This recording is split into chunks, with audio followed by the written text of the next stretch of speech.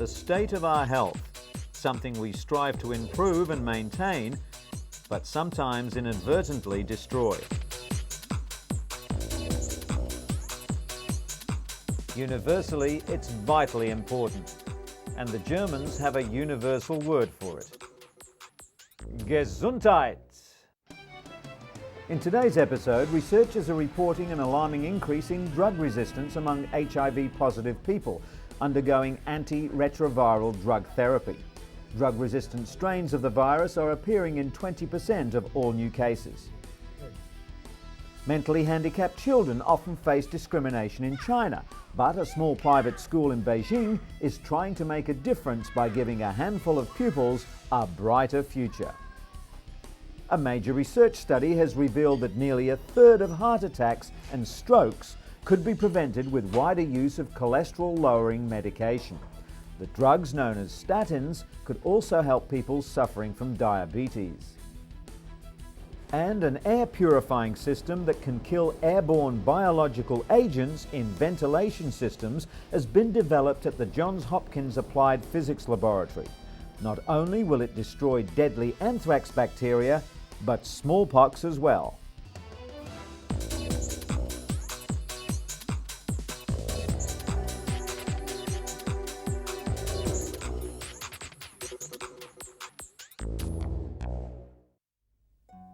Our first story is about cooking with indoor fire. It's a way of life in many developing nations, but it's causing untold harm on respiratory systems. Findings show that women who regularly participate in cooking activities have exposure levels that are 2 to 4 times higher than men. They're also twice as likely as men to be diagnosed with acute respiratory infections.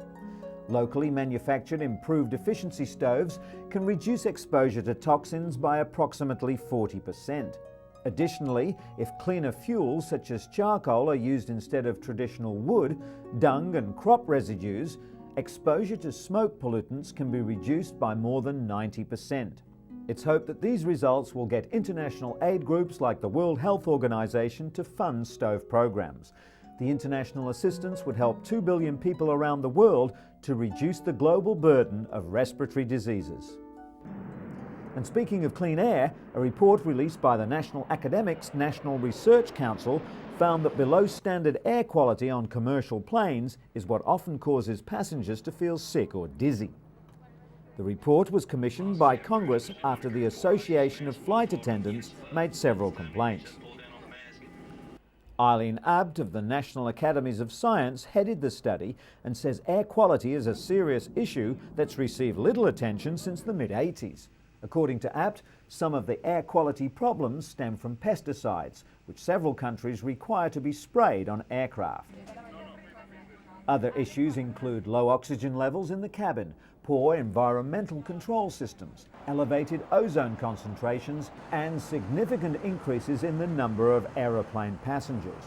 The study calls on the Federal Aviation Administration to ensure compliance with air quality regulations and carefully study flight attendant symptoms to determine long-term health effects.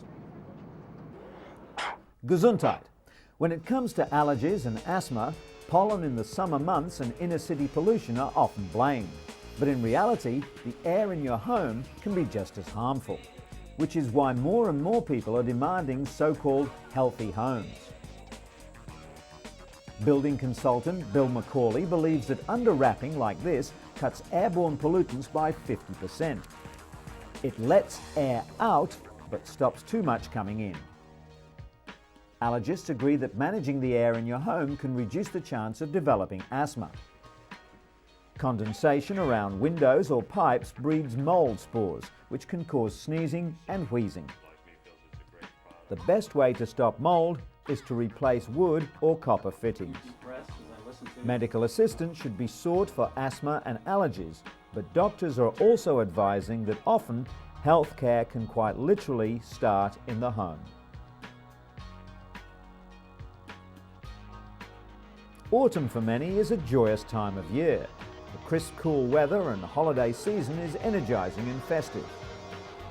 But for those suffering from seasonal affective disorder, or SAD, Mood and energy drops with the leaves, resulting in a lack of concentration, weight gain and depression. In fact, most people suffering from SAD have trouble getting up in the morning, while facing the day can seem like a gloomy prospect. Neil Owens is a SAD sufferer and one of the first research subjects in the 80s to undergo light therapy for treatment of the condition.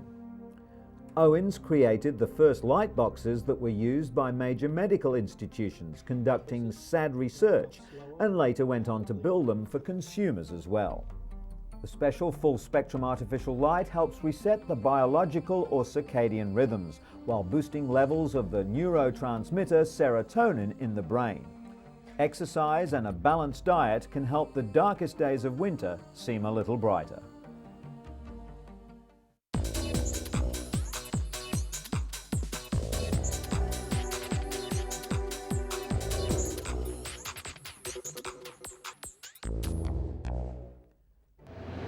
At first glance, the statistics don't seem so ominous.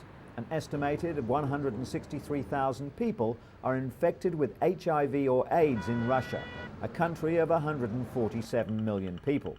But experts fear the real figure could be 5 times higher. In anticipation of World AIDS Day, UN AIDS and the World Health Organization released the grim statistics, showing the former Soviet bloc now faces the fastest growing infection rate. The increased use of intravenous drugs is of key concern, as is the epidemic in the pediatric population. This hospital in St. Petersburg is the only one for HIV-infected children, abandoned by their mothers, mostly HIV-infected drug addicts. More than 80% of the reported cases are in people under 30. AIDS is now the 4th biggest killer around the world. Africa continues to be the hardest hit, with almost 3/4 of the almost 40 million sufferers worldwide. Researchers in the US are reporting an alarming new increase in drug resistance among HIV-positive people undergoing antiretroviral drug therapy. 50% of Americans undergoing highly active antiretroviral therapy are developing mutant strains of the deadly virus due to irregular use of the drugs. Researchers measuring the blood viral levels of 2,000 people undergoing the therapy also found that 64% of participants experienced a rise in viral levels over time.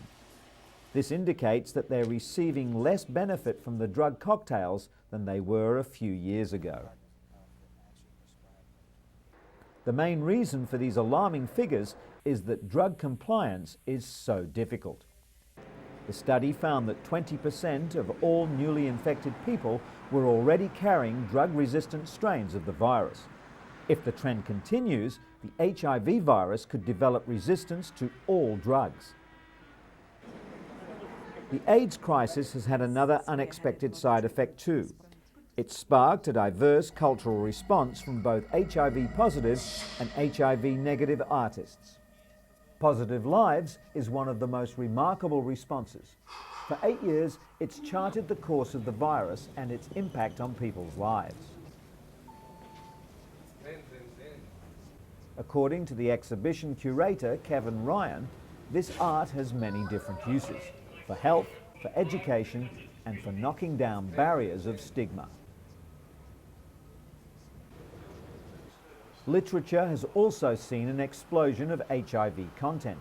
AIDS provides elements that are crucial for a good read: love, sex, death, and plenty of drama.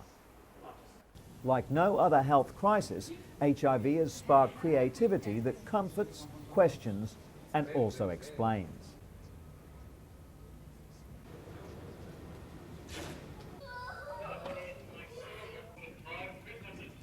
Art, homespun as well as highly sophisticated, continues to chart HIV/AIDS progress and reflect it onto a wider audience.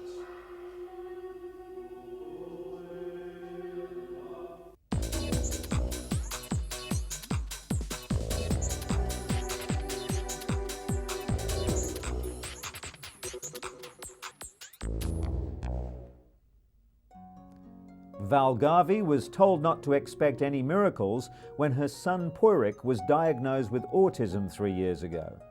Doctors told her he'd never be able to form relationships, use his imagination, hold conversations, or even dress himself. Now 6, Porik can do all that and more. Autism remains a mysterious condition that affects 1 in 500 people. It's a neurological disorder that varies widely. But what autistics all have in common is an inability to forge social relationships naturally. Porik's progress came from a unique home-based educational program pioneered by the parents of 28-year-old lecturer and writer Raun Kaufman of the Sunrise program at the Autism Treatment Center of America. At 18 months of age, Raun was diagnosed with severe autism and an IQ of less than 30. By the time he was 5, all traces of autism had disappeared. The Kaufmans realized that they had to get Raun's attention, so his parents joined him in his fun activities. The Garveys are now following the principles established by the Kaufmans 25 years ago. Through playing, Porik is learning to unlock his imagination, to communicate his desires, and above all, to build confidence. The Sunrise program doesn't offer a cure, but it provides the means for an autistic person to show the way in and for their parents to show the way out. For these youngsters in Beijing, studying is a constant uphill struggle. All of them are mentally handicapped to varying degrees. The Beijing Fortune School for Mentally Retarded Children is attempting to give these 50 children a brighter future. According to a recent survey, around 1% of children under 14 are mentally handicapped. That means that over 3 million children are in need of specialized education, but very few ever go to school. 2 women, Professor Huang Yiping and Professor Mao Yuyan, teamed up to open this school in 1985. Professor Huang's daughter, Wang Wei, is now 25 and works in the school kitchen. Her proud mother is determined to give other children something her own daughter never had: access to proper care and education. The Beijing Fortune School has grown over the years. It now has a staff of 20, including 6 full-time teachers, and provides education for children aged 3 to 14. The school is privately funded and has developed its own teaching methods. There's much emphasis on recreational activities as well as the arts. It also provides in-house training for its teachers and support staff.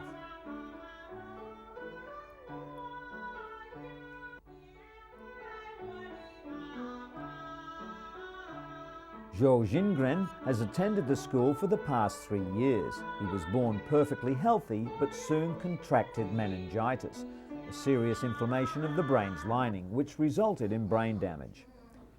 His parents, both well-off business people, hired a maid to watch him 24 hours a day, as all the local schools refused to enroll him. The real breakthrough came when they discovered the Beijing Fortune School. According to his teachers, Jingren could not stand still and would destroy things when he first arrived, but they've seen a substantial improvement. And his mother has too. In stark contrast, life is bleak for 13-year-old Gongyi, who lives in a poor village in the mountains north of Beijing. He hopes to drive a tractor one day, but he may not even be able to fulfill this simple dream. While the nearby town does have a school for mentally handicapped children, it costs more than the family's entire annual income. Gongyi now spends his days wandering around the countryside, and there's very little that can be done to brighten his future. When Anna Luzinski came to the United States from Austria for surgery over a year ago, it was cerebral palsy that made it difficult for the 7-year-old to walk. Surgeons operated for roughly 8 hours to lengthen several muscles and rotate her femur to bring about an amazing transformation. This pitter-patter of little feet is music to her mother's ears. The Mayo Clinic Biomechanics and Motion Lab in Rochester, Minnesota has the same technology used by Hollywood animators and video game designers, only they used it to help children like Anna walk normally. Anna is first outfitted with the cutting-edge equipment, which is monitored by cameras and balance plates all the way down to the heated floor. They measure the intricate and complicated actions that go into walking. From the location of several small markers, doctors can calculate how the joints are moving, which is then used to guide surgical treatment of patients. Surgeons who performed Anna's previous operation are amazed at the dramatic change in her gait. Today's session is more than just a celebration of her progress. Anna is back for more treatment. This computer-generated stick figure made in her likeness will help the surgical team plan her next procedure. It's the same type of software that perfected the legendary swing of Tiger Woods for a video golf game that's putting a swing in the step of youngsters like Anna.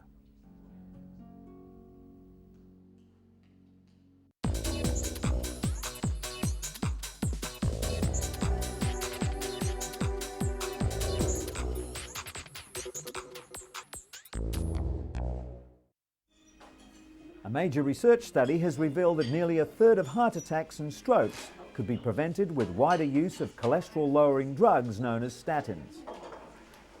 The study, billed as the world's biggest trial, involved 10,000 people testing the new drugs. Statins are normally given to people who have very high cholesterol levels, but the study showed they also work in those with normal or low cholesterol. The British Heart Foundation described the findings as a major advance in the treatment of heart disease, especially as 1.5 million Britons currently suffer from the condition. 6 years ago, Kelly Perkins came to UCLA for a heart transplant after a virus damaged her own heart. Today, she and her husband Craig are making a social call. They've come to see cardiologist Dr. John Kobashigawa, the man who helped Kelly get her life back. 40-year-old Kelly wants to share one of her proudest achievements. She recently returned from Tanzania, where she became the world's first transplant recipient to climb Africa's highest mountain, Mount Kilimanjaro. Kelly's 8-day trek was recorded by a documentary film crew. She's climbed other mountains in the US and Japan, but at 19,340 feet, Mount Kilimanjaro was the highest and the most challenging. Being a transplant recipient means that Kelly fatigues quickly, and because nerves were severed during surgery, her heart doesn't keep pace with her level of exertion. The climbers set out for the summit at midnight in sub-zero temperatures. Having conquered Kilimanjaro, Kelly's now looking for another mountain to climb.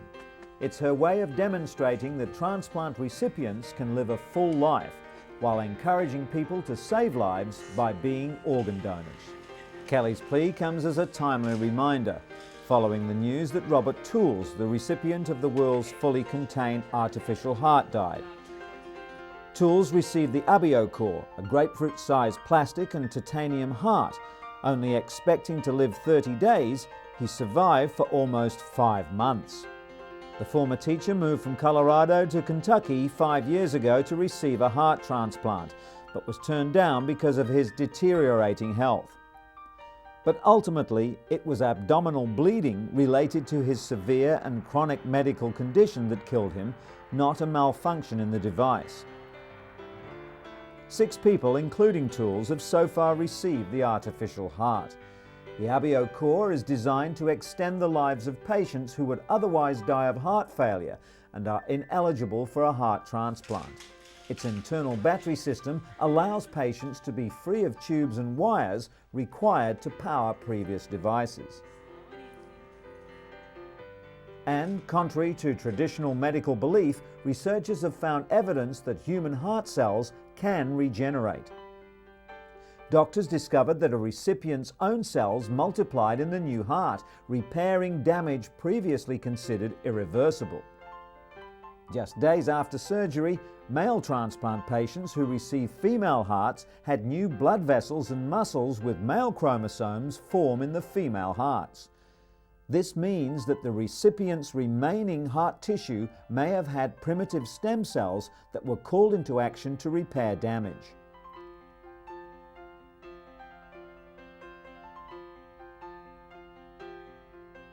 Scientists are now trying to harness the self-healing power of cardiac stem cells. Someday they could treat millions of heart conditions just by stimulating the body's own regenerative power.